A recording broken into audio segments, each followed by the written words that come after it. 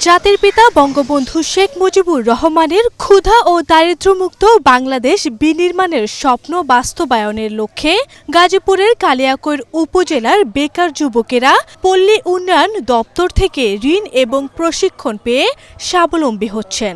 প্রশিক্ষণের মাধ্যমে ক্ষুদ্র ক্ষুদ্র ব্যবসা করে সবাই এখন স্বাবলম্বী। আমি এখান থেকে প্রশিক্ষণ নেই, এখান থেকে ঋণ নিয়ে আমি ছোটখাটো ব্যবসা শুরু করি। এই ব্যবসা শুরু করে আমি অনেক লাভবান হই। লোন আনার পরে আমি ছোটখাটো একটা ব্যবসা করি, সেই ব্যবসা থেকে আমার উন্নত হয়েছে। আমি ছেলে মেয়ে মানুষ করছি, ওইখান থেকে আমার সংসার খুব ভালোভাবে চলতেছে। আমরা প্রশিক্ষণ নেওয়ার পরে ওখান থেকে কিছু টাকা আমাদের ঋণ দেয়। সেই টাকা দিয়ে আমি একটা গাভী কিনছি।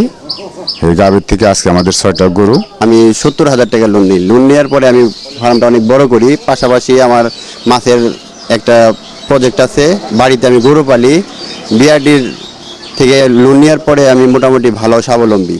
বিআরডির থেকে যদি ঋণ আরো বাড়ানো যায় আর কি, বাড়াইলে পরে আমরা এই জিনিসটা ভালোভাবে আমরা চলতে পারবো। এই ব্যবসা করে আমি ছেলে মেয়ে নিয়ে অনেক সুখী আছি। গাজীপুরের কালিয়াকৈর উপজেলার পল্লী উন্নয়ন বিভাগ থেকে এবছর 6.5 কোটি টাকা বেকার যুবকদের ঋণ দেয়া হয়েছে বলে জানালেন এই কর্মকর্তা। আমরা যে ঋণগুলো দিয়েছি 6.5 কোটি টাকা এই অর্থ বছরে, সেই ঋণগুলো আমরা সবসময় তদারকি করছি এবং তাদের যে কোনো পরামর্শে আমরা সবসময় তাদের পাশে আছি।